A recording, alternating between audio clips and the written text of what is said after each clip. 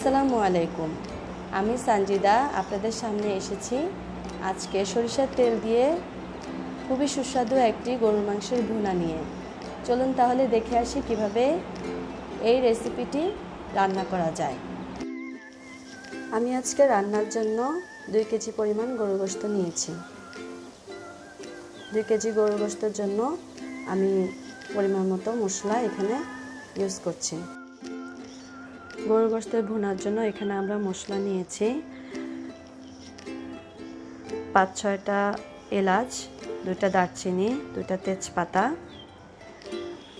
হলুদের গুঁড়া নিয়েছি 1 চামচের মতো, ধনিয়ার গুঁড়া নিয়েছি 1 চামচের মতো, মরিচের গুঁড়া নিয়েছি 6 চামচ, রসুন বাটা নিয়েছি 3 চামচ, আদা বাটা নিয়েছি 4 চামচ, আর এখানে হাফ কেজির একটু বেশি পেঁয়াজ কুচি আছে।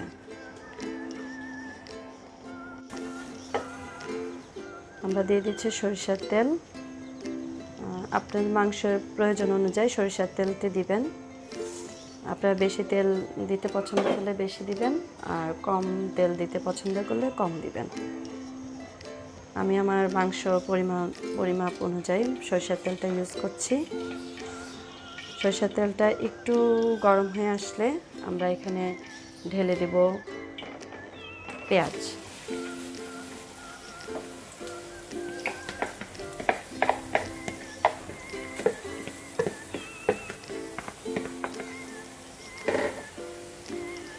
পেঁয়াজটা আমরা একটু পরপর নাড়তে থাকবো, পেঁয়াজটা লাল হয়ে আসা পর্যন্ত।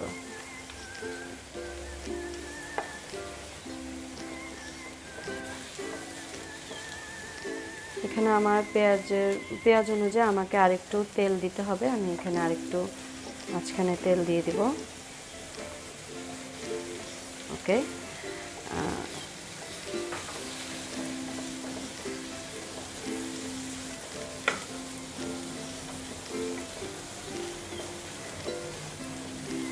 পেঁয়াজটা আমার প্রায় 15 থেকে 20 মিনিট লাগবে পেঁয়াজটা লাল হতে।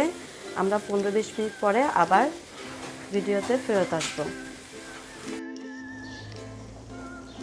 পেঁয়াজটা মিডিয়াম আছে 15 থেকে 20 মিনিট পেঁয়াজটা লাল করে নিতে হবে। মিডিয়াম আছে পেঁয়াজটি লাল করার একটি কারণ, মিডিয়াম আছে যদি আমরা পেঁয়াজটি লাল করি তাহলে আমাদের পেঁয়াজের ভিতর থেকে যে রস সেটা বের হয়ে আসবে, যার কারণে আমাদের রান্নাটা স্বাদ অনেক গুণ বেড়ে যাবে।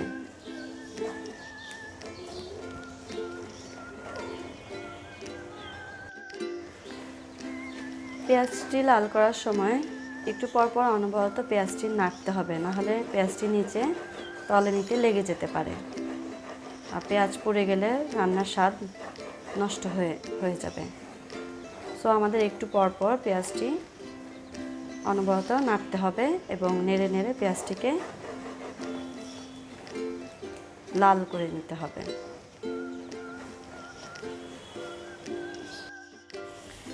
এই পর্যায়ে পেঁয়াজটি লাল হওয়ার পর আমরা দিয়ে দিব আমাদের গরুর মাংস যে মশলা, শুকনো যে মশলাগুলো এলাচ, দারচিনি, তেজপাতা, এগুলো দিয়ে আমরা তেলে হালকা করে কিছুক্ষণ এটা পেঁয়াজের সাথে ভেজে নেব।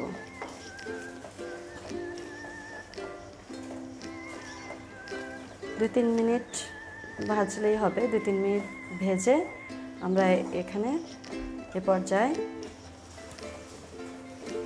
3 কাপ পানি দিয়ে দিব।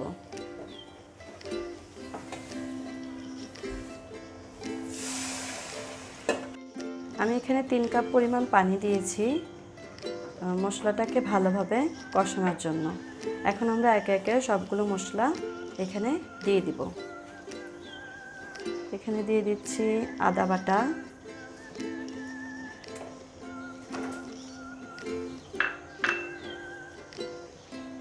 দিয়ে দিলাম রসুন বাটা,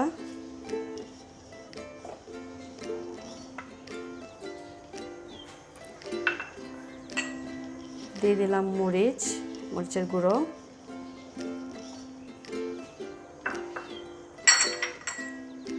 হলুদের গুঁড়ো,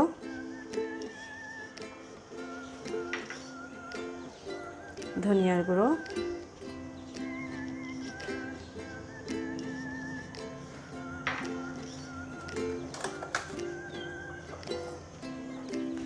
আর দিয়ে দিচ্ছি প্রয়োজন অনুযায়ী লবণ।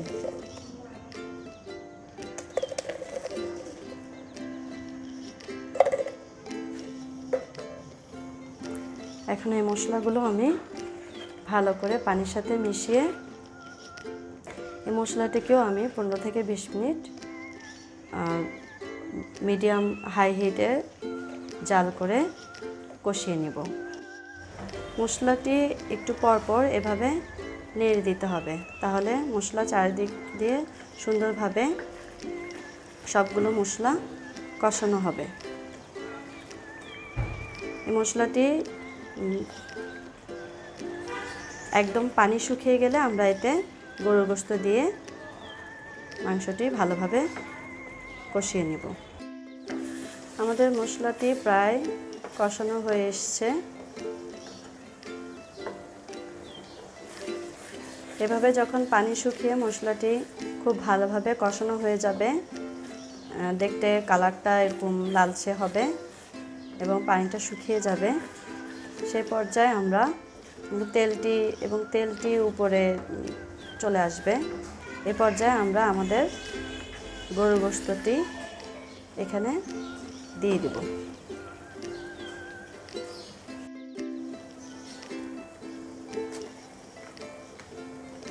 গরুর গোশতটি পানি থেকে চিপে চিপে দিবেন, যাতে পানি না চলে আসে, কারণ কষানোর সময় এই থেকে অনেকটুকু পানি বের হবে। তাই আমরা গরুর গোশত যখন ধুয়ে পানি ঝরিয়ে দিব, তখন আমরা চেষ্টা করব কোনো রকম বেশি পানি যেন কষানোতে না পড়ে যায়। বেশি পানি থাকলে কষানোর মজাটা নষ্ট হয়ে যাবে।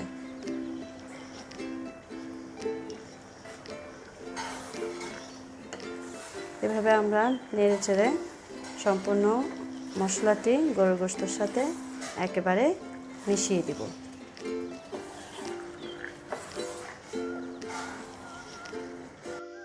এভাবে মাংসটি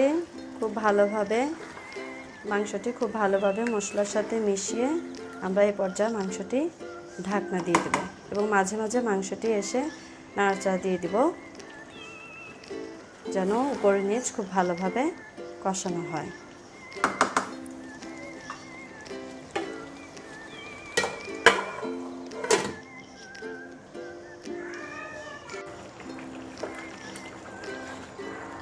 এভাবে নেড়ে চেড়ে দিব যাতে মাংসটি খুব সুন্দরভাবে কষানো হয়। দেখেছেন এখান থেকে অনেকটুকুই পানি বের হয়েছে। এই পানি দিয়েই আমাদের মাংসটা পুরোপুরি কষানো হয়ে যাবে এবং প্রায় সিদ্ধ হয়ে যাবে।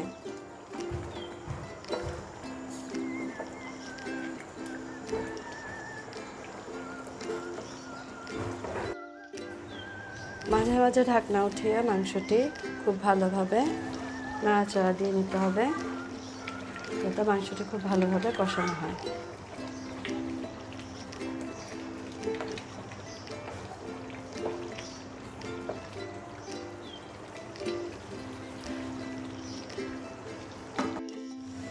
রান্নার এই পর্যায়ে মাংসটা খুব ভালোভাবে কষানো হয়ে গেলে 3 থেকে 4 কাপ পানি ফুটিয়ে গরম করে এখানে দিয়ে দিতে হবে। এখানে অবশ্যই গরম পানি ইউজ করতে হবে, তা না হলে মাংসের টেস্টটি নষ্ট হয়ে যেতে পারে।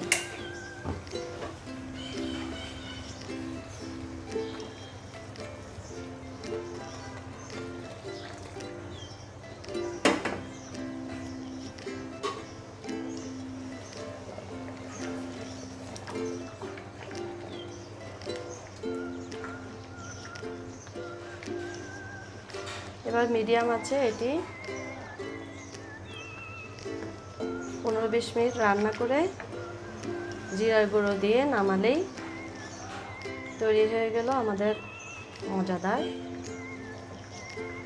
গরুর মাংসের ভুনা। আমরা চলে এসেছি রান্নার একেবারে শেষ পর্যায়ে। এ পর্যায়ে আমরা হাফ চামচ জিরার গুঁড়া দিয়ে মাংসটাকে একটু নাড়াচাড়া দিয়ে নামিয়ে ফেলব। হয়ে গেল আমাদের সুস্বাদু গরুর মাংসের ভুনা। আমার রেসিপি ভালো লাগলে অবশ্যই লাইক, কমেন্ট এবং শেয়ার করবেন। আর আমার চ্যানেলটি সাবস্ক্রাইব করে পাশে থাকা বেল বাটনটি ক্লিক করে রাখবেন, যাতে করে আমার নতুন নতুন ভিডিও খুব সহজেই দেখতে পারেন। সবাইকে ধন্যবাদ এই রান্নাটি দেখার জন্য, এবং আমাকে জানাবেন কেমন হলো আপনাদের রান্না। ধন্যবাদ সবাইকে। আসসালামু আলাইকুম।